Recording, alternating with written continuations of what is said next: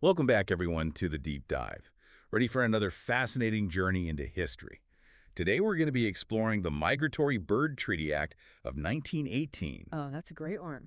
Yeah, this law, as you probably know, protects over 1,000 species of migratory birds here in the U.S. and all of its territories. Right. But it's got a really interesting backstory, It does. and we're going to dive right into it. Yeah.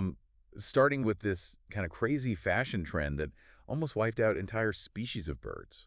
Yeah, it's remarkable how something like a desire for hats, fashionable hats, nearly led to a major ecological disaster. You're talking about the plume trade, right? Yes, exactly. I've read about this. I can't even imagine wearing a hat with, like, whole birds on it. Well, it was all the rage back then, yeah. It was a status symbol, huh? It was a status symbol back in the late 1800s and early 1900s. So, And the most sought-after plumes came from the Snowy Egret.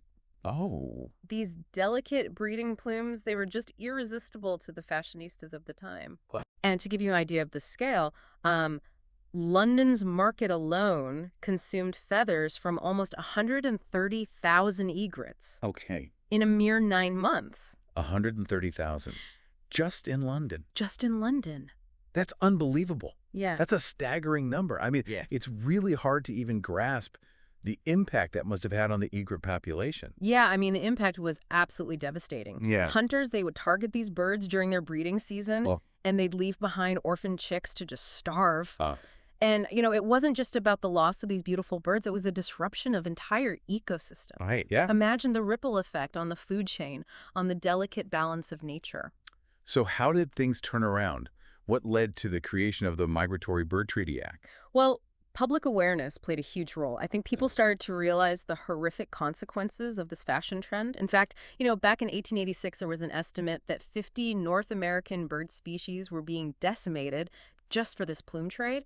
It's shocking to think that something like fashion could have such a destructive impact, you know? It was a real wake-up call. Right. And luckily, you know, there were people who were ready to fight back. Oh, good. 2 Boston socialites, Harriet Hemingway and Minna Hall, decided they'd had enough. Oh, interesting. They saw this devastation firsthand, and they knew they had to do something. These were women of influence, right? Absolutely. Okay. They used their social standing to their advantage. Like her. They organized these elaborate tea parties where they urged their fellow socialites to just boycott these feathered hats. What a great strategy.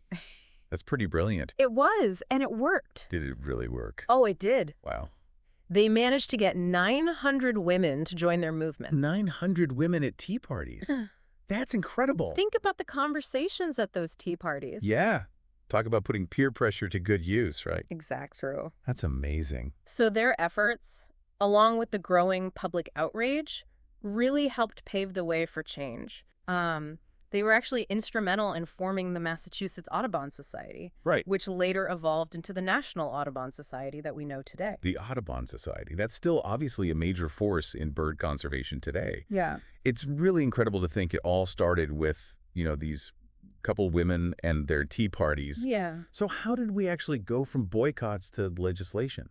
So public pressure eventually led to the passage of the Lacey Act in 1900. Okay. Now, this was a step in the right direction. It was a start. But it wasn't until 1918 that the Migratory Bird Treaty Act was finally enacted. Oh? This law, this is the one that made it illegal to kill, capture, sell, or even transport protected birds in their parts Right. without proper authorization. Oh, wow. So it really kind of threw this blanket of protection over these vulnerable species. So it wasn't just about stopping the feather trade anymore. No, not anymore. This was bigger. It was about recognizing the inherent value of these birds and the need to protect them for future generations. And, you know, importantly, this act had an international dimension to it. Oh. The U.S. actually signed treaties with Canada, Mexico, Japan, and Russia, Wow. creating this network of protection for birds that crossed borders. It was a truly collaborative effort. So the MBTA essentially laid the groundwork for modern bird conservation. I'd say so, yes, it did, and it had a really profound impact. Yeah. Remember the Snowy Egret that we talked about earlier, the species that was almost driven to extinction by that plume trade? Right? Well, thanks to the MBTA and other conservation efforts, they made a remarkable comeback. That's fantastic. It is a good story. It is a good story, but it sounds like the story of the MBTA is far from over. Yeah, definitely not over. What are some of the challenges the Act faces today? Well, lots. Yeah, lots. The MBTA was incredibly effective in addressing, like, the direct threats posed by, hunting and the feather trade. Right. But obviously the world has changed. It has, yeah. We've got new challenges now, things like what we call incidental take. Incidental take. Yeah. What is that? So think of it this way. You're walking along, and without realizing it, you step right on an anthill. Uh-oh. You didn't mean to cause any harm, No. but your actions had a pretty devastating impact. Right. That's kind of like incidental take unintentional bird deaths caused by our activities and infrastructure. Just things like oil pits or... Oil pits, power lines, even communication towers, yeah. They're talking about birds accidentally flying into things. Yes, collisions are a big problem, and the numbers are pretty staggering. Millions of birds dying every year from collisions with power lines, communication towers, wind turbines. I had no idea it was that bad. Yeah, and these structures are often located right in the middle of migratory flyways, making them really dangerous. Okay, so that makes sense, yeah. It's a huge problem then. Huge problem. And it raises all sorts of questions about how we apply a law designed to prevent intentional harm in a world where unintended consequences can be just as deadly. Right, yeah. So how has the MBTA dealt with this issue of incidental take? Well, there's been a lot of debate about it and controversy. Yeah, I can imagine. Some argue that the MBTA should be interpreted broadly to hold industries accountable for incidental take. Okay. Others think that it should just remain focused on intentional harm. Okay. It's really complex legally, and there are no easy answers. What are some of the arguments for holding industries accountable?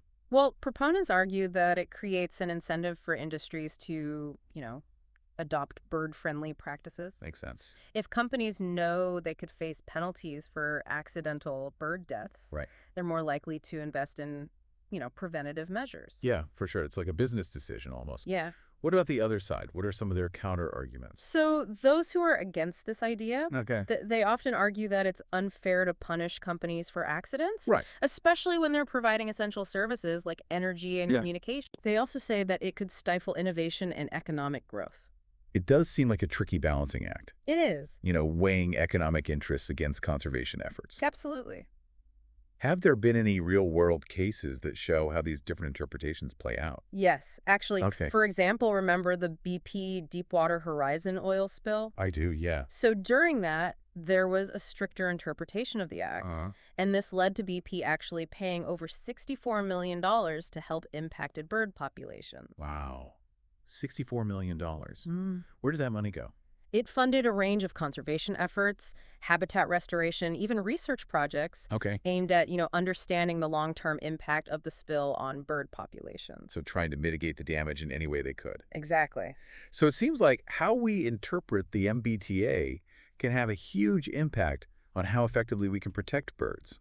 It can, yeah. So where do we stand now? What's the current situation? Well, during the Trump administration, there was this big move to narrow the interpretation of the MBTA, to really focus more on that intentional harm aspect. Right. And this effectively meant that companies were no longer responsible for incidental bird deaths. How did people react to that? Was that a setback for conservation efforts? Oh, it was a major point of contention. Oh, okay. Conservation groups, they argued that it removed this crucial incentive for industries to actually implement bird-friendly practices. Yeah. They were worried that without this threat of penalties, companies wouldn't really invest in preventative measures. So what happened next? So the Biden administration has since reversed that policy. Okay. So they've restored the broader interpretation of the MBTA. Okay, so we're back to where we were. Yeah, but the debate definitely continues. Still unsettled. Yeah.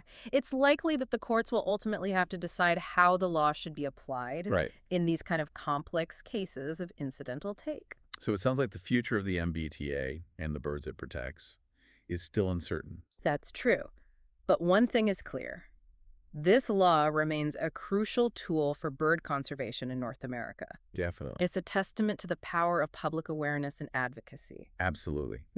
So given all these complexities and challenges, what can we as individuals do to help protect these birds? Oh, there's so many things you can do. So many things. Like what can we actually do? Yeah, like what are some specific actions we can take? Well, you can, for example, volunteer for bird surveys, Oh, interesting. participate in habitat restoration projects, Okay. or even advocate for policies that protect birds. So there are hands-on options Yes. as well as ways to influence policy. Exactly. What about just like everyday life? What can we do at home to help? Oh, tons. You'd be surprised how many birds die every year from window collisions. Oh, right. Yeah. Simple solutions like adding decals or screens Oh, yeah, I've heard about that. can really reduce those fatalities. Yeah, it's a pretty easy fix, it seems like. It is. To make a difference. Yeah. So just being more mindful of our surroundings and making small adjustments can really have a positive impact. Exactly.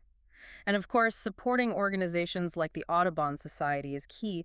They're really on the front lines of bird conservation, Right. fighting for stronger protections and advocating for bird-friendly practices. Yeah, every little bit helps, right? It does. Even a small donation can contribute to their efforts. Every donation makes a difference. And it's not just about money. Right. You can volunteer your time or even just spread awareness among your friends and family. It's about collective action, really, isn't it? It is. Like making conscious choices that actually benefit birds and the environment as a whole. Precisely. You know, the story of the Migratory Bird Treaty Act shows that individual actions, when they're combined, can lead to really significant change. Yeah. Like those Boston socialites, remember them? They started a boycott against feathered hats. Yeah, they started it all. And they sparked a movement that helped save countless bird species. It's inspiring to think that we all have that power. Yeah. We all have the power to make a difference. We do. So while the future of the MBTA may face some challenges, Yeah, we can all contribute to its ongoing success. absolutely. And it's not just about the law itself. It's about embracing the spirit of conservation, Right. recognizing the value of these creatures, understanding that their fate is really intertwined with our own. That's a great point. Well, this has been a really eye-opening deep dive into the Migratory Bird Treaty Act. I feel like we've covered so much. Yeah, we have. We've learned about its history, its impact on bird populations, Yeah, the challenges it faces in this ever-changing world. right. It's really amazing to see how, a fashion trend could almost lead to ecological disaster, It is. but also how, a few determined individuals could spark a movement for change, Yeah. and ultimately how a single law can have such a lasting impact on the natural world. Yeah, definitely. Yeah. It's a good reminder that our actions do have consequences. They really do. And that we have a responsibility to protect, the diversity of life on this planet. I love that. And, birds, they played such a vital role in our ecosystems. They do. They pollinate plants, disperse seeds, they even control pests, and they serve as indicators of environmental health. Yeah. So, when bird populations decline, it's a sign that something is wrong. Something's not right in the environment. A big sign, yeah. So protecting birds isn't just about preserving their beauty. It's about protecting ourselves and the planet as a whole. Exactly. And the MBTA, even with its challenges, is a crucial tool for making sure that future generations can enjoy these amazing creatures. I agree. Thank you so much for joining us on this journey, everyone. We hope you've learned something new and maybe even feel a little inspired to take action. Yes. And before we go, Yes. we want to leave you with something to think about. Okay. The MBTA was created over a century ago to address a specific threat. Right. But the challenges birds face today are even more complex They now. are, yeah. So here's the question. How can we ensure that the spirit of the Migratory Bird Treaty Act, the commitment to protecting these birds, continues to guide our actions and policies Right. in this world facing all these new environmental challenges? That's a great question. It's something we all need to think about, isn't it? It is. It really is. And one that we all have a role in answering. Thanks for listening. Thank you for listening.